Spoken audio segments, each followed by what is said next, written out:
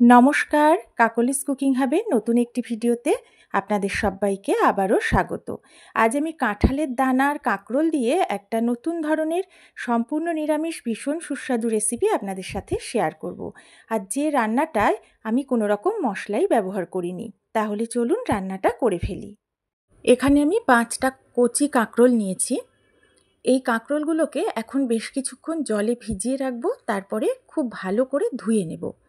কাঁকরোলের গায়ে যে এই কাঁটা কাঁটা অংশ থাকে এগুলোকে কিন্তু আমি বাদ দেবো না, এগুলো রেখেই আজকে রান্নাটা করব। অনেকে এই কাঁটা অংশটা চেঁচে ফেলে রান্না করেন, যদি কেউ সেভাবে করতে চান করতে পারেন। আমি আর এখানে নিয়েছি পাকা কাঁঠালের দানা বেশ কিছুটা। কাঁকরোলগুলো খুব ভালো করে আমি ধুয়ে জলটা ঝরিয়ে নিয়েছি। এখন এগুলোকে আমি কেটে নিচ্ছি। প্রথমে সামনের আর পিছনের অংশটা অল্প করে বাদ দিয়ে প্রত্যেকটা কাঁকরোল আমি লম্বা করে চিড়ে নেব। দেখুন আমি ঠিক এইভাবে লম্বা লম্বা করে চিড়ে নিচ্ছি। একটা কাঁকরোল থেকে 4টে টুকরো করে নিচ্ছি। প্রত্যেকটাই একইভাবে কেটে নেব। আর আমি যে কাঁকরোলগুলো নিয়েছি সেগুলো কচি, তাই বীজগুলো থাকলে কোনো সমস্যা নেই।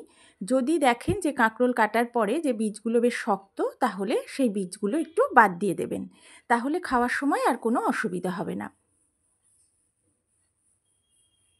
এখানে আমি কাঁকরোলগুলো সব একইভাবে লম্বা করে কেটেছি। আমি 4টে কাঁকরোল এখানে কেটে নিয়েছি, আর সব কটা দিলাম না। আর দেখুন দানাগুলো কিন্তু আমার এখানে একদমই কচি, তাই দানাগুলো বাদ দেওয়ার কোনো দরকার নেই। এই একটা আমি রেখে দিলাম, অন্য রান্নায় কাজে লাগাবো।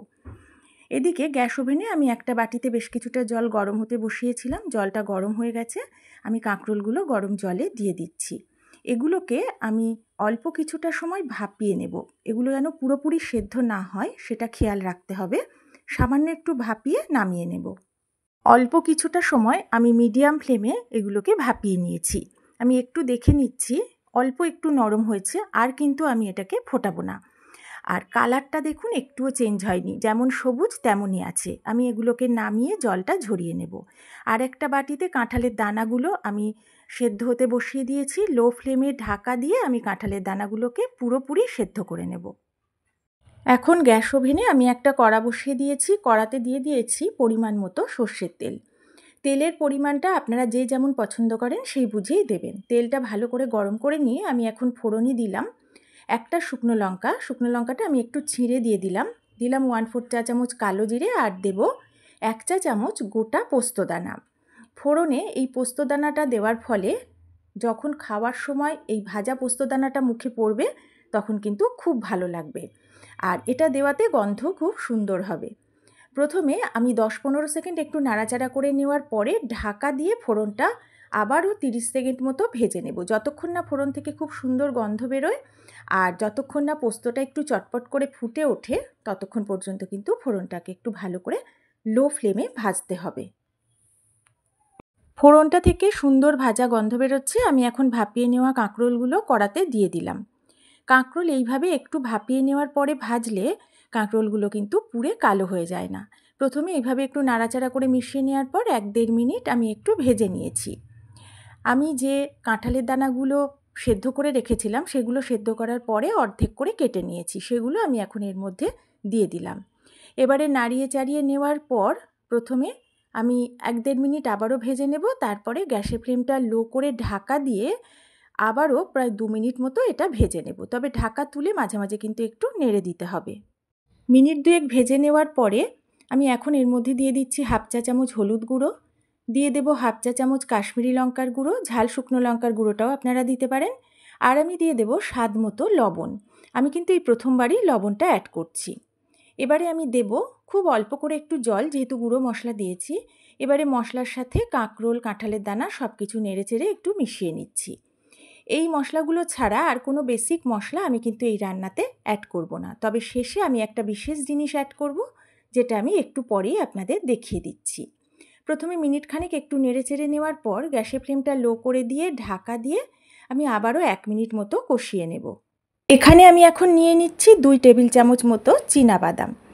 এই বাদামটা ভাজা চীনাবাদাম। আমি কাঁচা বাদাম শুকনো কড়াতে ভেজে এয়ারটাইট কন্টেনারে স্টোর করে রেখেছিলাম। এই বাদামগুলো আমি এখন একটা মিক্সির জারে নিয়ে নিয়েছি। প্রথমে জল ছাড়া মিক্সিতে আমি এটাকে গুঁড়ো করে নিলাম।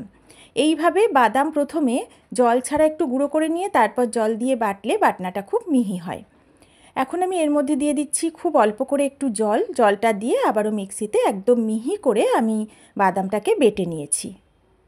মিনিট খানেক ঢাকা দিয়ে কষিয়ে নেওয়ার ফলে জলটাও শুকিয়ে গেছে, হলুদ, লঙ্কা গুঁড়ো এগুলোর কাঁচা গন্ধটাও আর একদমই নেই। আমি আবারও একটু এটাকে নেড়ে চেড়ে নিচ্ছি। এখন আমি এর মধ্যে দিয়ে দেব বাদাম বাটা। আমি যে বাদামটা বেটে নিয়েছিলাম তার মধ্যে অল্প একটু জল দিয়ে আমি এটাকে একটু পাতলা করে নিয়েছি। সেই বাদাম বাটাটা পুরোটাই আমি রান্নাতে দিয়ে দিচ্ছি। এখন একটু নেড়ে চেড়ে বাদাম বাটাটাকে কাঁকরোলের সাথে মিশিয়ে নিচ্ছি। একটু মিশিয়ে নেওয়ার পরে মিক্সির জার ধোয়া অল্প করে একটু জল আমি এর মধ্যে দিয়ে দিলাম। আবারও একটু এটাকে নাড়াচাড়া করে নিচ্ছি। মিনিট খানেক এইভাবে আমি একটু নেড়ে চেড়ে নেব। তারপরে গ্যাসের ফ্লেমটা লো টু মিডিয়ামে করে ঢাকা দিয়ে আমি 2 মিনিট মতো রান্না করে নেব। তবে যেহেতু এতে বাদাম দেওয়া আছে তাই তলায় লেগে যেতে পারে, তাই ঢাকা তুলে কিন্তু মাঝে মাঝে একটু দেখে নিতে হবে, না হলে তলা থেকে রান্নাটা পুড়ে যেতে পারে। মিনিট 2 পরে ফাইনালি ঢাকাটা তুলে নিয়েছি। সব কিছু সুন্দরভাবে কষানো হয়েছে, তেল ভেসে উঠেছে, আর এই সময় খুব মিষ্টি একটা ভাজা গন্ধ বেরোচ্ছে। মশলা যত সুন্দরভাবে কষানো হবে তত কিন্তু রান্নার স্বাদ ভালো হবে। আমি আবারও একটু এটাকে নেড়ে চেড়ে দিচ্ছি। অল্প কিছুক্ষণ এটাকে একটু নেড়ে চেড়ে নেওয়ার পরে এবারে আমি এর মধ্যে যোগ করে দিচ্ছি 2টো চেরা কাঁচা লঙ্কা।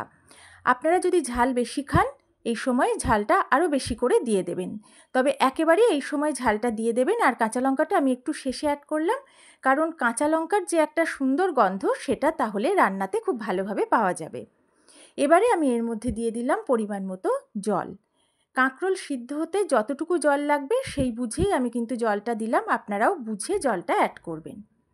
জলটা দিয়ে আমি নেড়ে চেড়ে সব কিছুর সাথে মিশিয়ে নিচ্ছি। এই রান্নাতে কিন্তু খুব বেশি ঝোল হবে না। ঝোলটা ফুটে উঠেছে, আমি এখন গ্যাসের ফ্লেমটা লো করে দিয়ে ঢাকা দিয়ে আবারও 2 মিনিট মতো রান্না করে নিলাম। ঝোলটা কমে গেছে অনেকটা। এরকম গ্রেভি রাখবো, কারণ নামানোর পরে ঠান্ডা হলে যেহেতু বাদাম দেওয়া আছে গ্রেভিটা কিন্তু আরও গাঢ় হয়ে যাবে। আমি একটু চেক করে নিলাম, কাঁকরোল, কাঁঠালের দানা সব কিছুই ভালোভাবে সেদ্ধ হয়ে গেছে। এখন আমি এর মধ্যে দিয়ে দিচ্ছি স্বাদ মতো চিনি। মিষ্টিটা আপনারা না চাইলে স্কিপ করে দেবেন, তবে যেহেতু নিরামিষ রান্না একটু মিষ্টি দিলে ভালো লাগবে। তবে অবশ্যই ঝাল, লবণ, মিষ্টি সব কিছুই আপনারা আপনাদের স্বাদ মতো দেবেন। চিনিটা দিয়ে আমি নেড়ে চেড়ে একটু মিশিয়ে নিচ্ছি। চিনি দেওয়াতে যেহেতু জল ছেড়ে দেবে, আমি 1 মিনিট মতো হাই ফ্লেমে এটাকে ফুটিয়ে নিচ্ছি। এবারে আমি গ্যাসের ফ্লেমটা অফ করে দেব। রান্নাটা আমার একদমই কমপ্লিট। শেষে কিন্তু আমি কোনো কিছু অ্যাড করব না। কাঁকরোল আর কাঁঠালের দানার এই নিরামিষ রেসিপিটা রুটি, লুচি, পরোটার সাথে যেমন খেতে খুব ভালো লাগে, তেমনি সাদা ভাত, পোলাও, ফ্রাইড রাইস এই সব কিছুর সাথেও কিন্তু অপূর্ব লাগবে। পোস্ত ফোড়নে আর চিনেবাদাম বাটায় এই কাঁকরোলের নিরামিষ রেসিপিটার স্বাদ হয়ে ওঠে অসাধারণ। অপূর্ব স্বাদের এই রেসিপিটা অবশ্যই যে কোনো নিরামিষ দিনে বা এমনি অন্য দিনেও আপনারা বানিয়ে খাবেন, আর কেমন লাগলো আমাকে কমেন্ট করে জানাবেন। যদি ভিডিওটা ভালো লাগে অবশ্যই একটা লাইক করবেন, পারলে একটু শেয়ার করবেন। নতুন বন্ধুরা আমার ভিডিও ভালো লাগলে বন্ধু হয়ে পাশে থাকবেন। তাহলে আজকের মতো বিদায় নিচ্ছি। সবাই ভালো থাকবেন, সুস্থ থাকবেন।